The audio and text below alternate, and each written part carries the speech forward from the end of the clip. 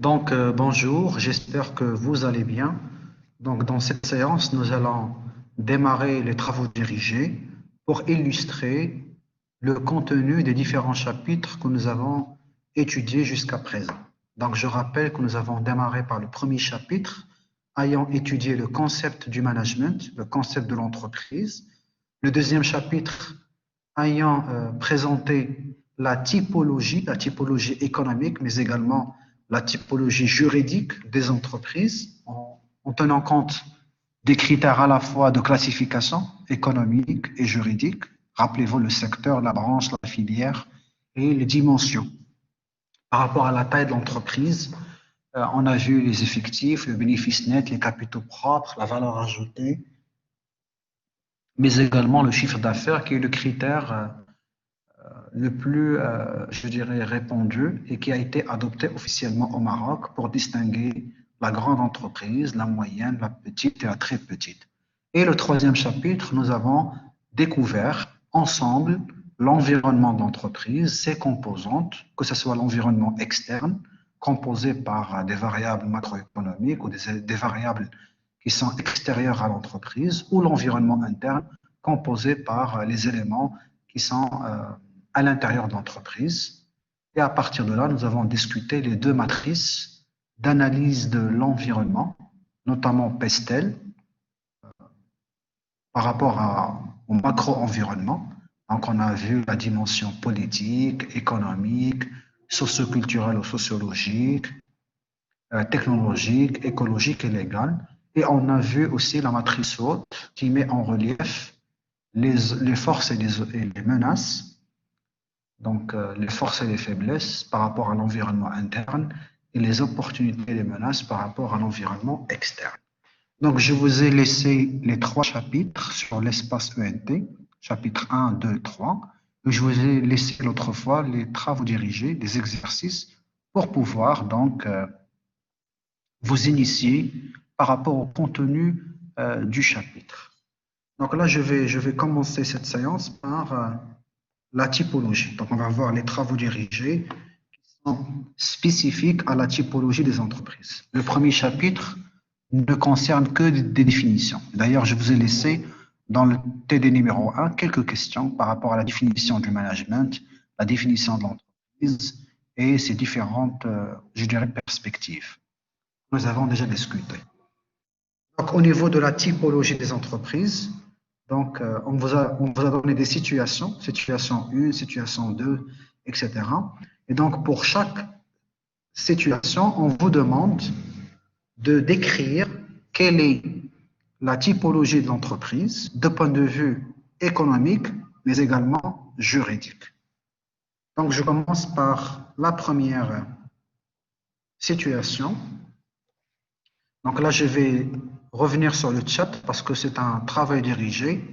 Et donc, je vais discuter avec vous cette situation en suivant vos réactions sur le chat, les commentaires, les questions, etc. Donc, pour chaque situation, on vous demande de décrire quelle est la typologie de l'entreprise, de point de vue juridique, mais également économique. Donc, la première situation, nous avons trois associés. Madame Karam, Madame Malak et Madame Salhi, qui viennent de créer leur entreprise de confection. Chacune a apporté son épargne disponible, donc l'argent qu'elle a, les ressources financières. Elles se sont lancées dans un projet modeste avec un objectif de développement. Les trois ont décidé d'intervenir dans la gestion de l'entreprise. Leur responsabilité est limitée à leur apport. Leur affaire est une entreprise. De quelle forme? Je vous demande de prendre note, s'il vous plaît. La vidéo sera enregistrée et sera diffusée sur ma chaîne YouTube et sur l'ENT, l'espace ENT, mais le support ne sera pas communiqué. Ce support, les PowerPoints que vous voyez sur l'écran, ne seront pas communiqués. Vous aurez uniquement la vidéo explicative. Donc, prenez, s'il vous plaît, le tableau comparatif pour pouvoir dire quelle est la forme juridique de cette entreprise. Nous avons l'entreprise individuelle, la société en nom collectif, la société en commandite simple, la société à responsabilité limitée et la société anonyme. Nous avons 5 possibilités. Étant donné que nous avons trois associés, on va éliminer l'entreprise individuelle parce que nous avons trois associés. Donc, nous sommes dans une société. Donc, voilà, on a éliminé une forme juridique. On vous a dit la responsabilité elle est limitée aux apports. Limitée aux apports. Et donc, on va éliminer la société en nom collectif et la société en commandite simple. Parce que la responsabilité, les associés sont solidaires par rapport aux dettes, si vous vous rappelez. Et donc, quelle est la forme la plus adaptée? Voilà, c'est la société à responsabilité donc limitée. Est-ce que vous pouvez justifier? Parce que dans un examen, vous ne serez pas amené juste à écrire société à responsabilité limitée. Vous devez justifier vos réponses.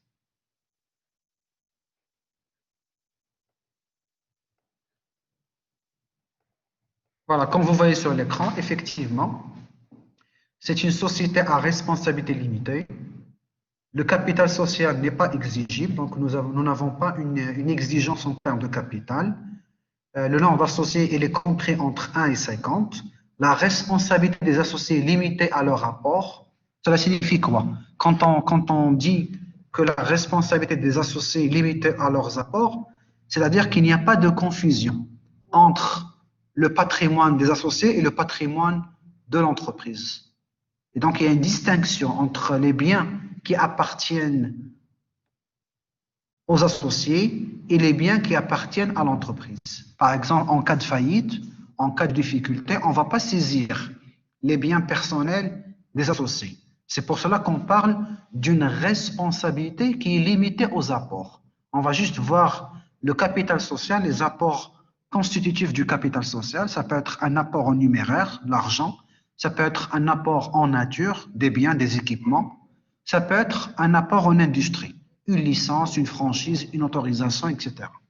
Et donc voilà, juridiquement parlant, en cas de dette, en cas de difficulté, en cas même de saisie, on va juste utiliser les biens qui appartiennent à l'entreprise. Et donc, il y a une distinction, il y a une séparation entre ce qui appartient aux associés par rapport à ce qui appartient à l'entreprise. C'est pour cela que la responsabilité est limitée aux apports.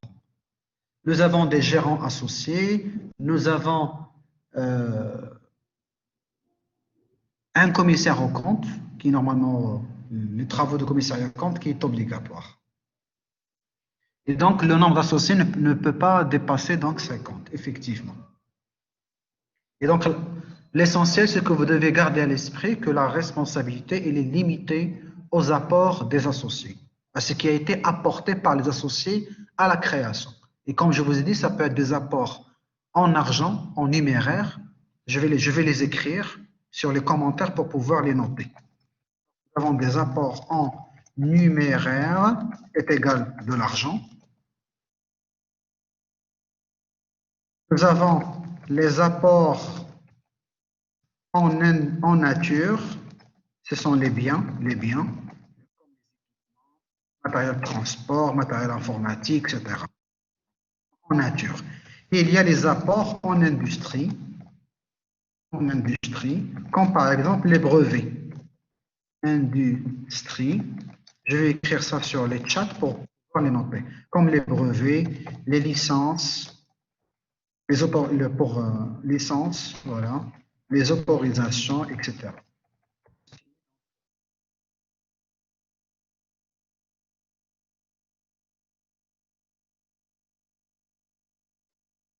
Et même c'est quoi un commissaire aux comptes? On a déjà expliqué ces concepts. Je vous ai dit, le commissaire aux comptes est un expert comptable qui certifie les comptes d'une entreprise. Ce que vous avez étudié en comptabilité générale. Quand on a un bilan, un CPC, l'entreprise va l'élaborer, mais il doit être certifié par un expert comptable de manière à confirmer à ce que les documents comptables reflètent la réalité de l'entreprise. C'est ce que vous avez cité dans la comptabilité générale par le principe de l'image fidèle. Je vais l'écrire aussi. Principe de l'image fidèle, qui est égal les documents comptables, bilan CPC, reflètent la réalité économique et financière de l'entreprise. On appelle donc image fidèle. Donc, pour pouvoir justifier de cette image fidèle, le commissaire aux comptes, le CAC, est un expert comptable généralement, qui va certifier.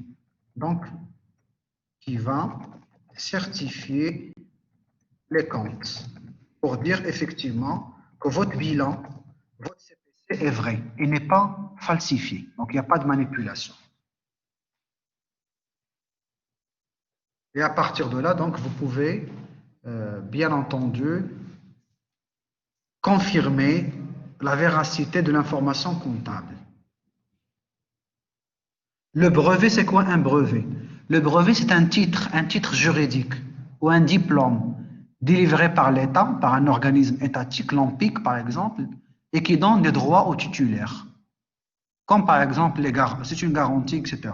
Donc le brevet est un document juridique qui donne des droits aux titulaires. Quand on va vous donner un brevet, ça signifie que vous avez le droit de l'exploiter.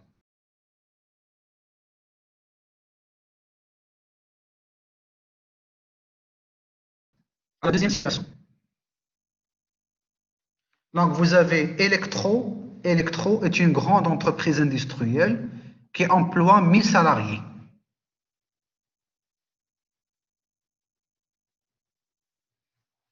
S'il vous plaît, Ayman, c'est la dernière fois que vous allez traduire un concept en langue arabe. Sinon, vous serez éjecté. Ayman al-Mustaïd.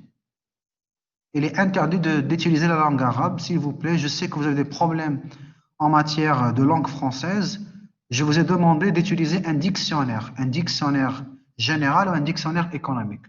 Donc, un brevet est un titre juridique qui donne des droits aux titulaires. Par exemple, j'ai fabriqué un procédé, je vais le breveter.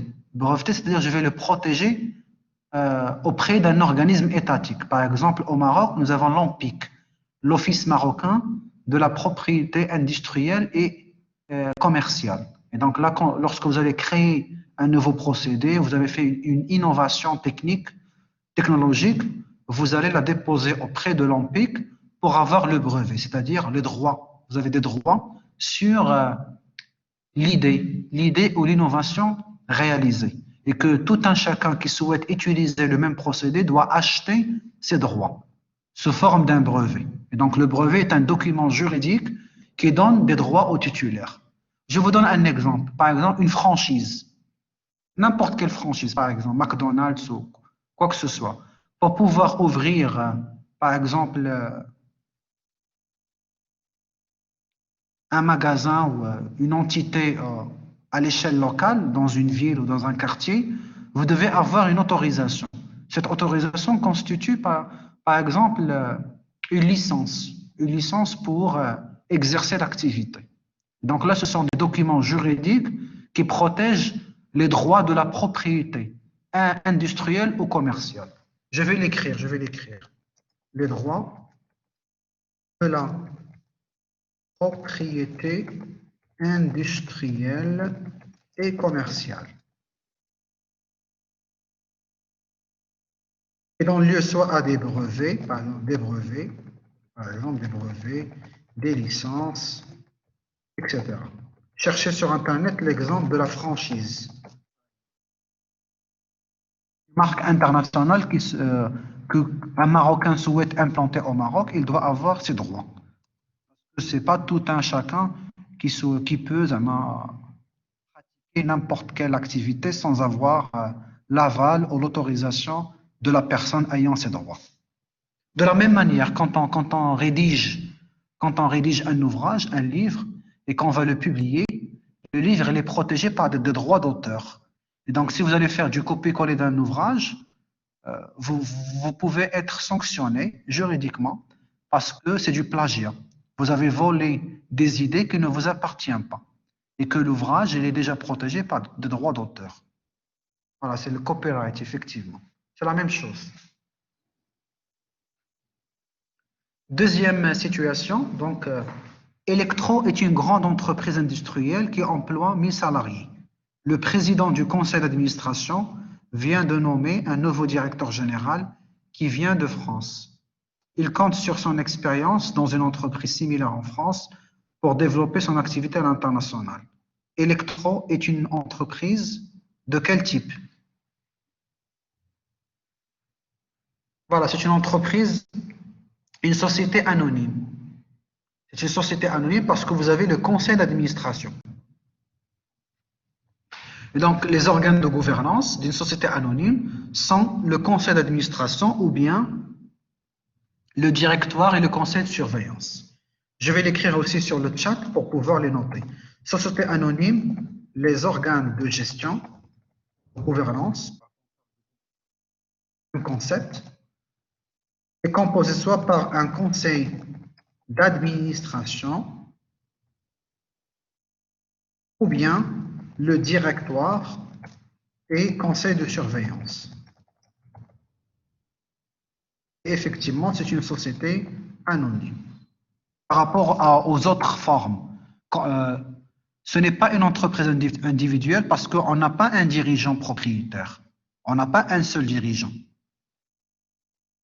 Et ce n'est pas des sociétés en capitaux, les sociétés en nom collectif, les sociétés en commandite simple, parce que la gestion incombe à des associés, gérants. Vous avez déjà remarqué cela sur le tableau comparatif.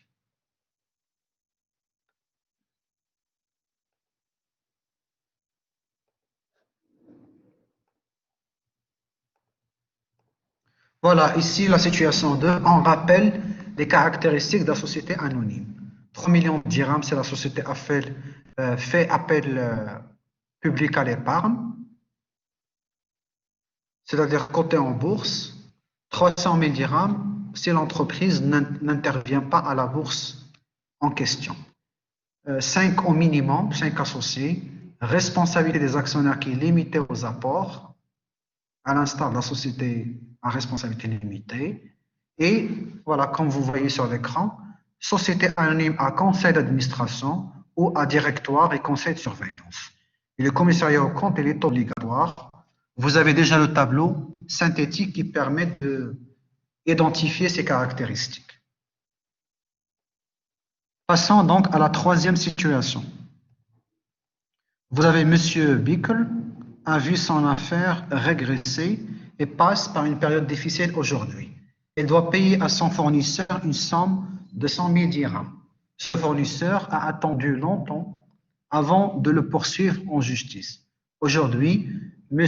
Bickel doit vendre sa voiture personnelle et a sollicité aussi ses proches pour un emprunt de 50 000 dirhams afin de rembourser les dettes de son entreprise. M. Bickel dispose d'une entreprise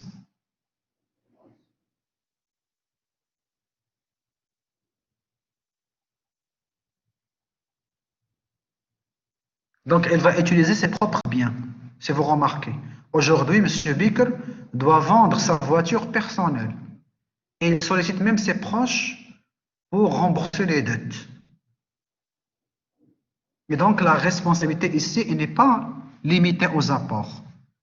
Et donc la responsabilité elle est illimitée parce qu'il y a une confusion entre les biens qui appartiennent aux associés et les biens qui appartiennent à l'entreprise.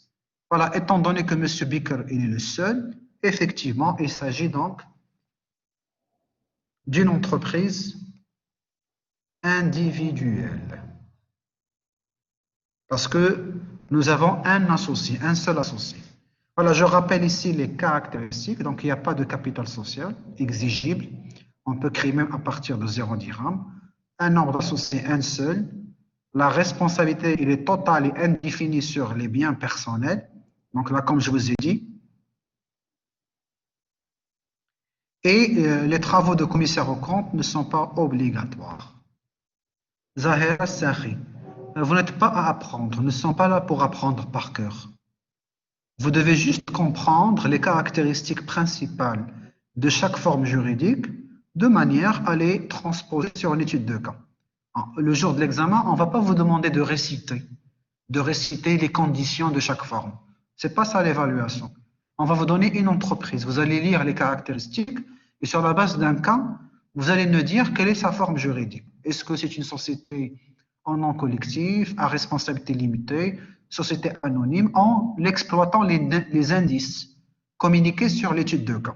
Mais effectivement, vous n'êtes pas à prendre par cœur le tableau. Parce que vous êtes à l'université. Et dans l'université, on ne fait pas d'apprentissage par cœur. Il faut juste comprendre et identifier les caractéristiques pour pouvoir distinguer entre les différentes formes juridiques.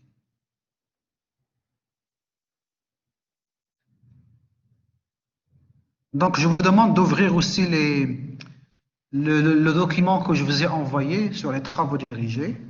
Donc là, on vous a demandé ici, je reviens aussi au tableau. Attendez, je vais arrêter le partage pour partager le document officiel que je vous ai envoyé. Voilà. Sur le document, effectivement, voilà le document. Vous avez le document, effectivement. Vous avez TD numéro 1, c'est Introduction au management. Ce sont juste des définitions. C'est quoi le management? C'est quoi une entreprise? Donc là, c'est pour vous. Voilà, je vous ai demandé de préparer une fiche. De quoi vous aider à réviser. C'est-à-dire à synthétiser, préparer des fiches de synthèse, schématisées, pour pouvoir assimiler le contenu. Et voilà, j'ai passé au TD numéro 2, ici, la typologie des entreprises que vous voyez sur l'écran, avec bien entendu les trois situations. Et là, on vous a demandé, voilà, pour chacune des trois situations précédentes, de dire quel type d'entreprise s'agit-il et définissez les caractéristiques de l'entreprise en question. Voilà, c'est ce que nous avons fait au premier exercice. Donc là, pour chaque situation, on a essayé de dire quelle est la forme juridique la plus adaptée en exploitant ces informations. Est-ce que c'est clair pour le moment? Et bien sûr, vous avez le tableau synthétique qui va vous faciliter la tâche. L'exercice, le deuxième exercice que vous voyez, donc vous avez des entreprises, on vous demande de préciser à la fois le type d'activité auquel l'entreprise appartient, industrielle, commerciale, de service, la taille de l'entreprise, très petite entreprise, petite, moyenne ou grande, et même la forme juridique. Et vous avez ici les différentes propositions. Est-ce que vous y êtes? Est-ce que vous arrivez à me suivre? D'accord. Est-ce que vous avez des questions au cas où vous avez des problèmes? Donc voilà, donc c'était juste des exemples d'illustration pour dire, dans l'examen, par exemple, lors de l'évaluation, on va vous donner un cas, étude de cas comme ça, une petite situation. Vous allez lire attentivement les caractéristiques d'entreprise et vous allez nous dire quelle est sa forme juridique, ou à quel secteur appartient, quelle est sa taille. Voilà, c'est ce que vous devez retenir au niveau du chapitre relatif à la typologie. Le premier chapitre, ce sont que des définitions par rapport au concept du management, concept de l'entreprise et de l'organisation. Voilà, j'espère que c'est un peu accessible pour vous. Donc voilà, je reviens à ma présentation, voilà, et je vous demande de prendre note, voilà. Juste ici, vous avez des documents, vous allez prendre des notes pour remplir le tableau en question. Voilà, je reviens à ma présentation, donc voilà, vous avez ici,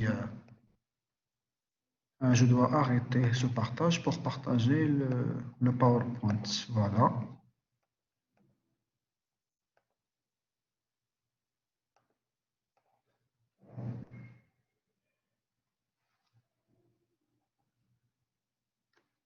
Voilà. Donc, vous avez ici, le premier cas, c'est une supérette. Donc, je suis toujours en ligne avec vous sur les commentaires pour pouvoir écrire si vous avez des questions ou même des propositions. Donc, supérette, c'est une supérette.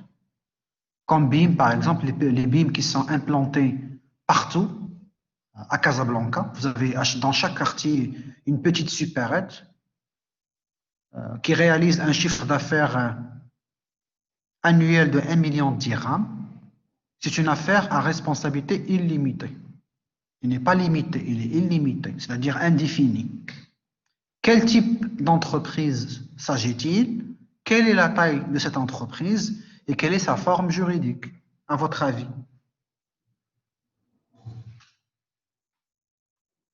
Voilà, effectivement, c'est une supérette. Elle fait quoi?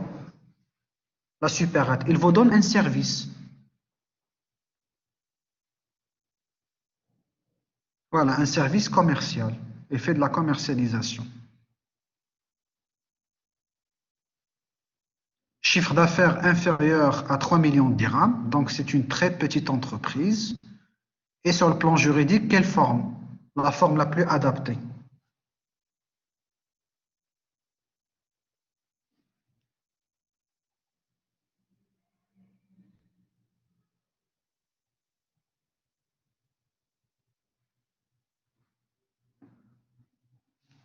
Est-ce que c'est une entreprise individuelle?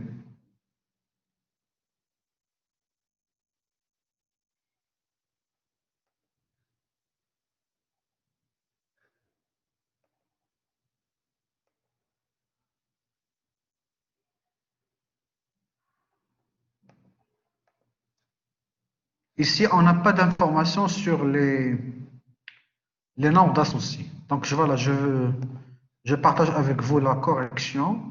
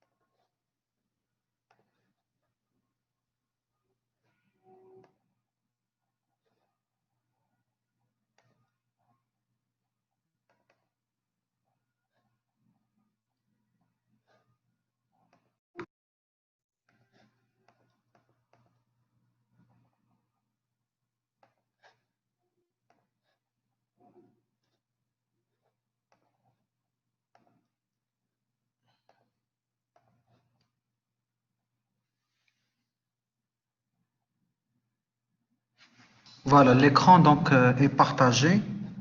Donc voilà, pour la supérette, voilà, le chiffre d'affaires est inférieur à 3 millions de dirhams. Donc il s'agit d'une très petite entreprise. Rappelez-vous la classification des entreprises. La supérette fait du commerce, donc elle commerce les différents biens et les produits. Et de point de vue juridique, étant, selon donc le nombre d'associés, on n'a pas une idée sur le nombre d'associés. Ça peut être soit une entreprise individuelle quand il y a un associé, ou bien société en nom collectif quand il y a plusieurs. Parce que la supérette peut être gérée ou dirigée par un seul associé ou tout simplement par plusieurs. Est-ce que vous arrivez à visualiser l'écran?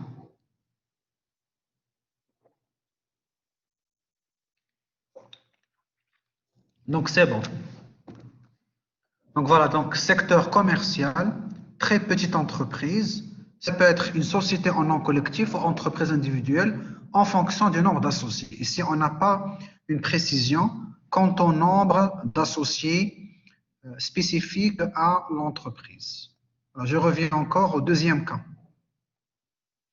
Le deuxième cas, nous avons un organisme bancaire ayant un chiffre d'affaires de 13 milliards de dirhams, géré par un directoire sous le contrôle d'un conseil de surveillance.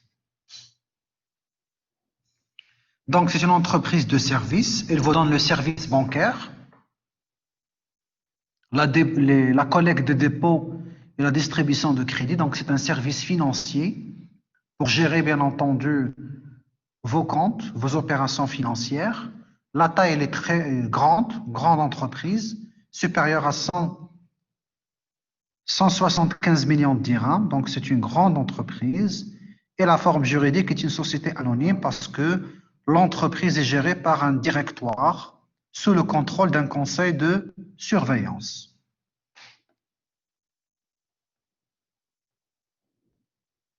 Donc, voici les réponses affichées sur votre écran. Effectivement, entreprise de service, grande entreprise, chiffre d'affaires supérieur à 175 millions de dirhams, et c'est une société anonyme.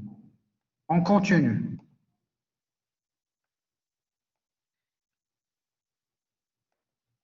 Vous avez une entreprise qui vend les produits de la confiture, chiffre d'affaires annuel de 9 millions de dirhams, 5 associés dont 2 seulement assurent la gestion. Ils sont solidairement responsables des dettes de l'entreprise. Les 3 autres ne peuvent pas intervenir dans la gestion.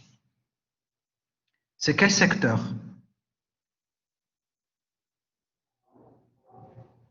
Pourquoi c'est une entreprise industrielle?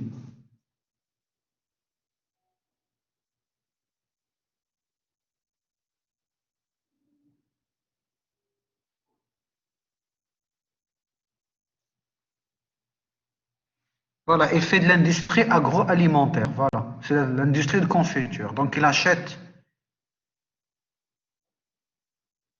les matières premières et les transforme en produits. Et nous sommes dans l'industrie agroalimentaire. Le chiffre d'affaires, donc c'est quelle taille de l'entreprise? On vous a dit inférieur à 3 millions de dirhams, est une très petite entreprise. Une petite quand il est compris entre 3 et 10. Et entre 10 et 10 millions de dirhams et 175 millions de dirhams, l'entreprise elle est moyenne. Donc là, nous sommes face à une petite entreprise. Le chiffre d'affaires, il est inférieur à 10 millions de dirhams. Donc, c'est 9 millions de dirhams. Donc, c'est une petite entreprise. Et la forme juridique, quelle forme juridique? Vous avez 5 associés, dont 2 seulement assurent la gestion. Et ils sont solidairement responsables des dettes. Les 3 autres ne peuvent pas intervenir. C'est la société en commandite simple, effectivement. Vous avez des associés commanditaires et des associés commandités. Donc, je vous demande toujours d'ouvrir votre tableau comparatif pour pouvoir distinguer les caractéristiques juridiques de chaque entreprise.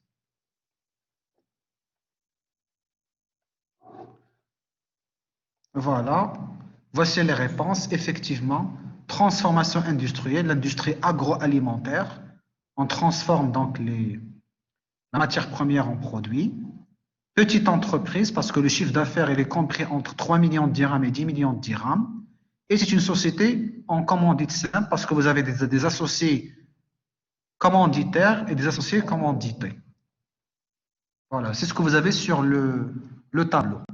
Des associés qui participent à la gestion et des associés qui ne participent pas à la gestion de l'entreprise. On continue. Vous avez chaîne de magasins, donc une chaîne de magasins de prêt-à-porter. Chiffre d'affaires annuel de 11 millions de dirhams, 2 associés gérants solidairement responsables des dettes de l'entreprise.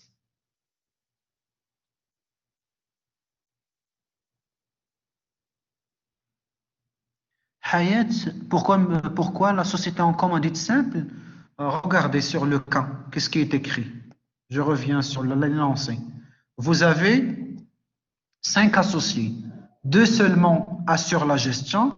Ils sont solidaires aux dettes, alors que les 3 restants ne peuvent pas intervenir dans la gestion. Ce sont les caractéristiques de la société en commandite simple. Vous avez des associés qui participent à la gestion et des associés qui ne participent pas à la gestion.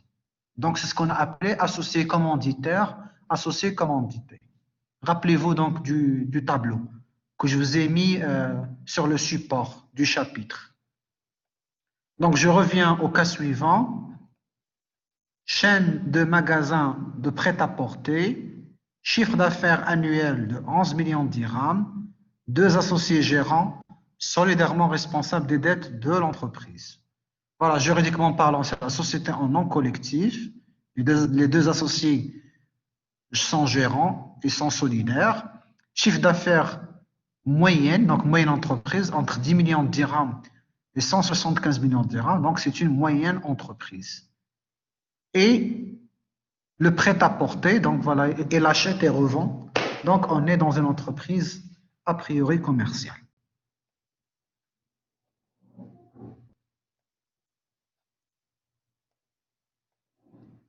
Voilà, vous avez une entreprise commerciale, c'est une PME, surtout moyenne entreprise, donc PME, 11 millions de dirhams entre 10 millions et 175 millions, et c'est une société en nom collectif, étant donné que nous avons que de 2 associés qui sont solidairement responsables aux dettes.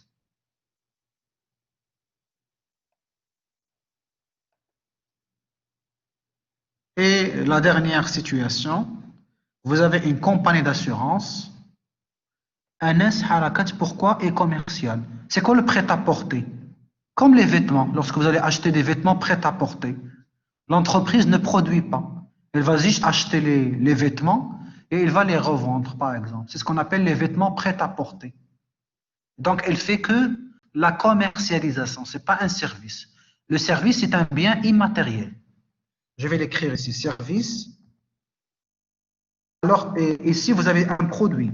Le service est égal à un bien immatériel. Le produit est un bien matériel qu'on arrive à identifier. Bien matériel. Le prêt-à-porter, je vais l'écrire en commentaire, prêt-à-porter égale achat-revente. De quoi? D'un bien, tout simplement. Égale achat et revente d'un produit.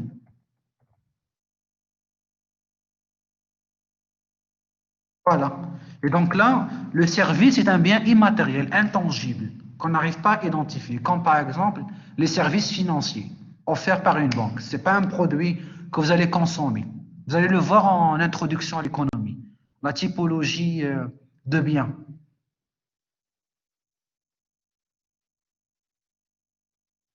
L'entreprise industrielle achète de la matière première et la transforme en produit qui sera destiné à être vendu sur un marché. Une entreprise commerciale achète des produits et revend les produits sans transformation, sans modification, comme l'exemple de prêt-à-porter. Lorsque vous allez partir à n'importe quelle boutique ou des magasins de vêtements, généralement les magasins achètent et revendent, tout simplement. Ils achètent les vêtements et les revendent aux consommateurs. Et donc là, on est dans un acte purement commercial. La même chose pour la supérette. La supérette, elle achète auprès de fournisseurs et il revend auprès des consommateurs, comme Marjane par exemple. Lorsque vous allez partir à Marjane, c'est une entreprise commerciale. Elle achète auprès de fournisseurs des biens qu'il va revendre aux consommateurs à travers une plateforme de distribution. D'où la différence. Alors que le service est un bien qui est immatériel, intangible. Par exemple, ici, nous avons une compagnie d'assurance. Qu'est-ce qu'il vous donne, une compagnie d'assurance? Il vous donne un contrat d'assurance, de manière à vous couvrir contre les risques. Mais ce n'est pas un bien tangible et matériel. Donc là encore, nous sommes face à un bien immatériel. C'est la couverture contre les risques. Par exemple, en cas d'incendie, en cas d'accident de travail, accident de route, vous allez être couvert financièrement en cas de crise. C'est ce qu'on entend par le service. Donc, c'est un bien immatériel. Et donc, les compagnies d'assurance représentent effectivement des entreprises de services financiers. Le chiffre d'affaires est supérieur à 4 milliards de dirhams, donc c'est une grande entreprise. Et nous avons 70 actionnaires. Déjà, le mot actionnaire renvoie à la société anonyme, parce que le capital social est composé par des actions, nous avons des actionnaires, alors que pour les autres formes, le capital social est composé par des parts sociales. Je vais l'écrire en commentaire pour pouvoir le noter. Donc, société anonyme est égale société des capitaux. Des capitaux. Ou le capital social, je vais l'écrire, le capital social est composé par des actions. Une action, c'est une fraction du capital social. Et donc, nous avons des actionnaires. Ils n'ont pas des associés. Des actionnaires. Ceux qui achètent les actions et qui contribuent au capital. Dans les autres formes, notamment autres formes, on appelle les sociétés de personnes, l'entreprise individuelle, la société en nom collectif, société à responsabilité limitée, société en commandite simple, généralement, le capital social est composé par des parts sociales. C'est juste les noms qui changent pour différencier chaque forme, des parts sociales. Donc là, nous avons des associés. Donc les associés sont équivalents aux actionnaires. Ici, vous avez des actionnaires, vous avez 70, et donc généralement, vous êtes dans la société anonyme. Parce que la société à responsabilité limitée ne dépasse pas 50, rappelez-vous. Vous avez 1 jusqu'à 50. Et donc là, vous avez 70, et donc vous êtes systématiquement dans la société anonyme. Toujours, je vous demande de vérifier au niveau du tableau synthétique qu'on vous a intégré au niveau du deuxième chapitre. À la fin du deuxième chapitre, vous allez trouver le tableau synthétique. Est-ce que c'est clair pour vous? Est-ce que vous avez des questions jusqu'à présent?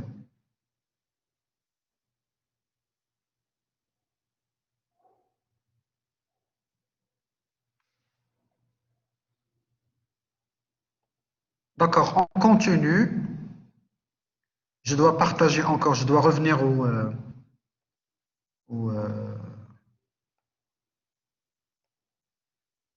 au fichier.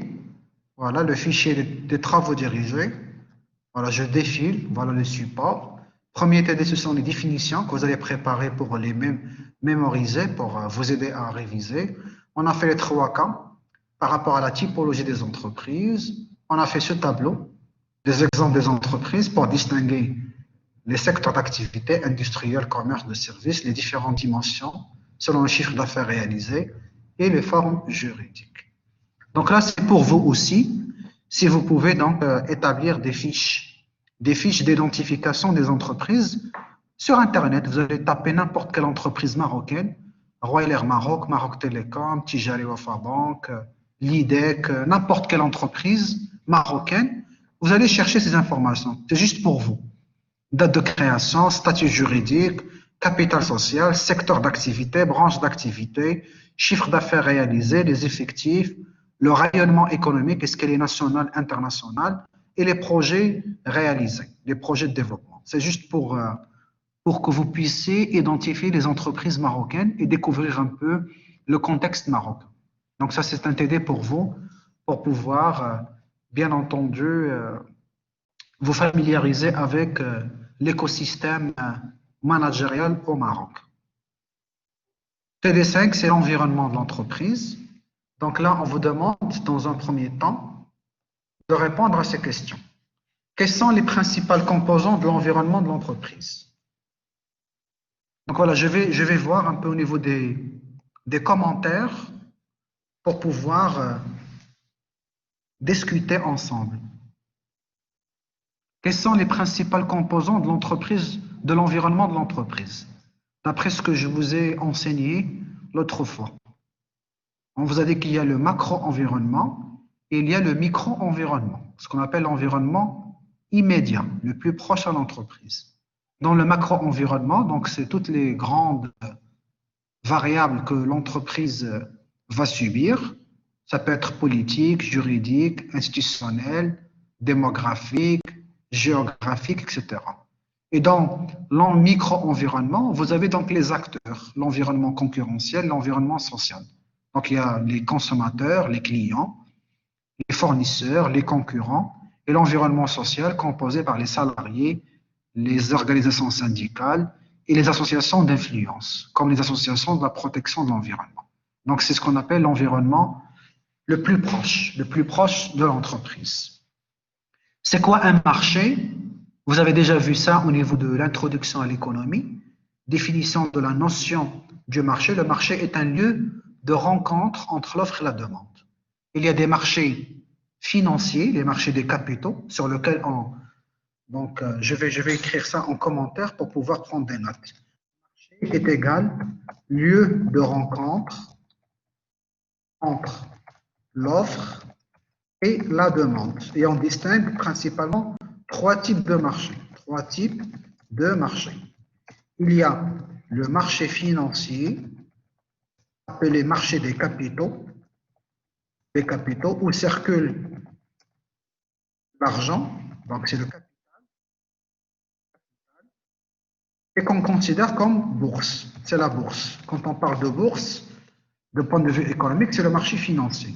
C'est le lieu de la rencontre entre les demandeurs de capitaux et les offreurs de capitaux. Donc, le marché financier est un marché où l'argent circule, les ressources financières.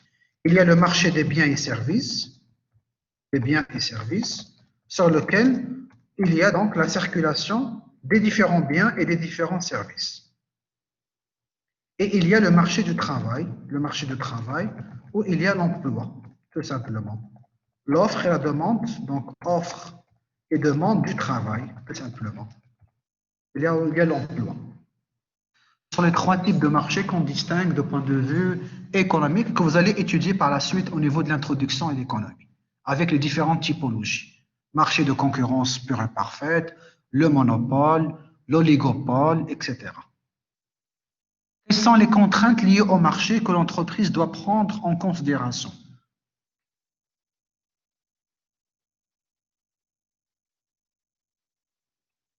Quelles sont les contraintes liées au marché que l'entreprise doit prendre en considération, à votre avis? Voilà, la concurrence, oui, c'est une contrainte.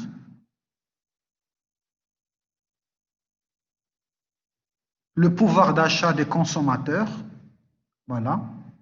Les attentes des consommateurs, la gestion de la relation avec le fournisseur, ce qu'on appelle l'environnement. Rappelez-vous, on vous a dit l'environnement concurrentiel.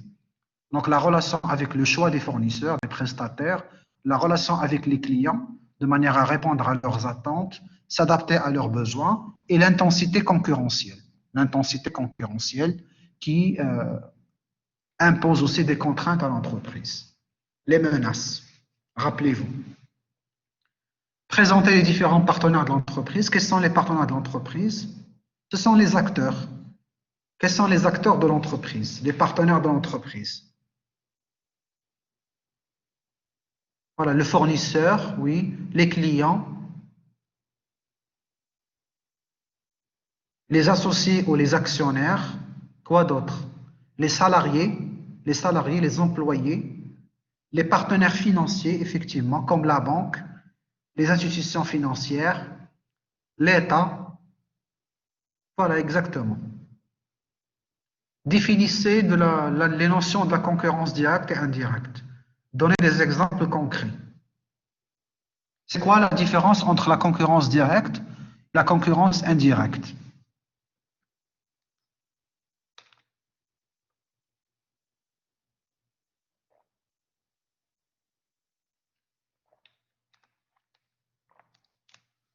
La concurrence directe représente quoi? Je vais taper pour que vous puissiez prendre des notes. Concurrence directe égale quoi?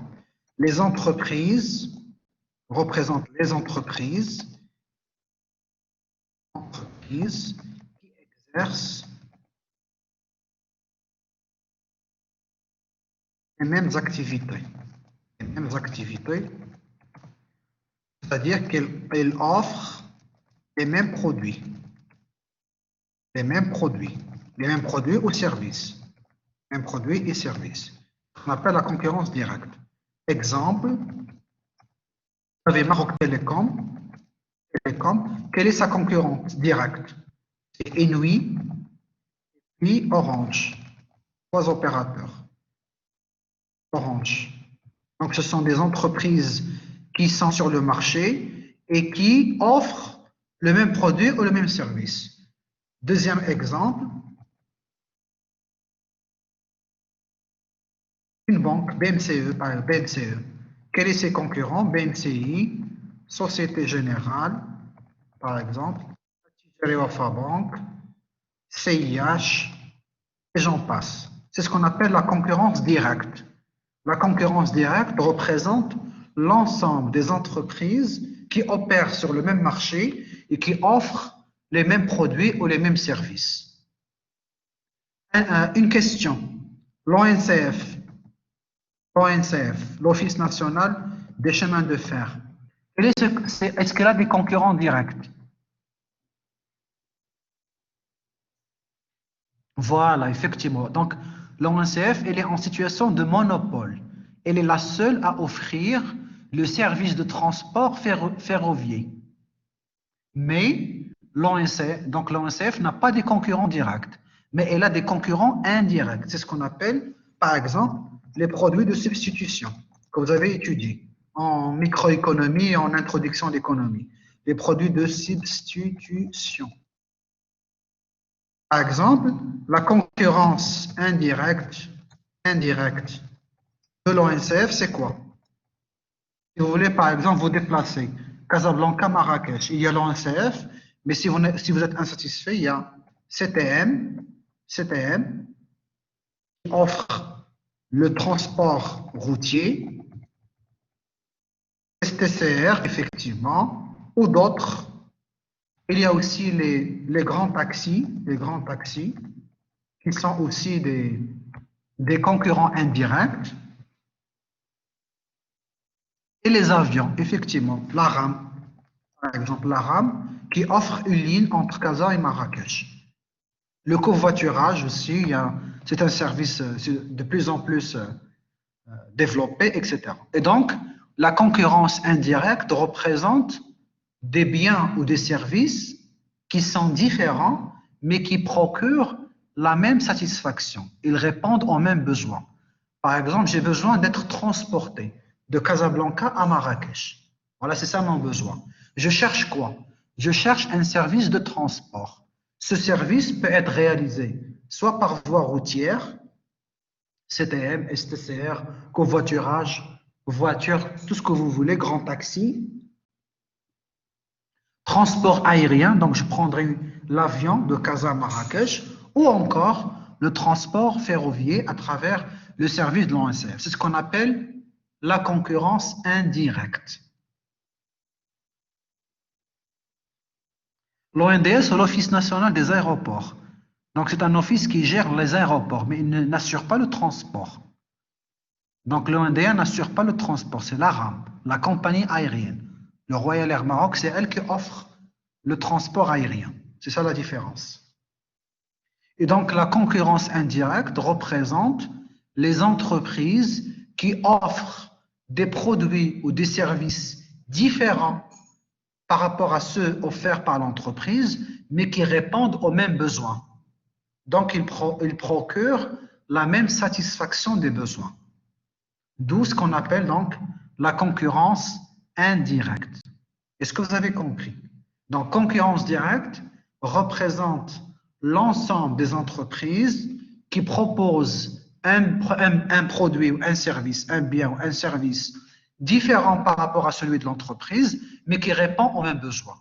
C'est l'exemple que je vous ai donné. L'ONCF, par exemple, est une entreprise qui offre le transport ferroviaire, donc un service de transport. Et il y a d'autres entreprises sur le marché, la RAM, la CTM, STCR, qui offrent un service différent, transport routier, transport maritime ou même aérien, mais qui procurent la même satisfaction. Donc, il répond aux mêmes besoins. Donc, en tant que citoyen, en tant que client, si vous avez besoin d'être transporté, vous avez plusieurs possibilités. Chaque possibilité représente une concurrence indirecte pour l'entreprise ONCF. Et donc voilà, à partir de là, effectivement, la concurrence indirecte représente ce qu'on appelle les produits de substitution ou les alternatives des produits qui offrent la même satisfaction aux mêmes besoins ou qui répondent aux mêmes besoins. D'où ce qu'on appelle donc la concurrence indirecte. Donc voilà, on vous demande de faire des recherches complémentaires de manière à vous aider à réviser. Donc, pour la prochaine séance, je vous demande de préparer le cas brasserie du Maroc. Donc, c'est une entreprise. On vous demande d'établir donc Pestel, la matrice Pestel, et le cas Coca-Cola pour la matrice SWOT avec le cas Samsung. Donc là, voilà. Donc, vous avez trois études de cas à préparer pour élaborer à la fois la matrice SWOT et la matrice Pestel. Voilà, sur ce, je termine cette séance, sauf si vous avez encore des questions.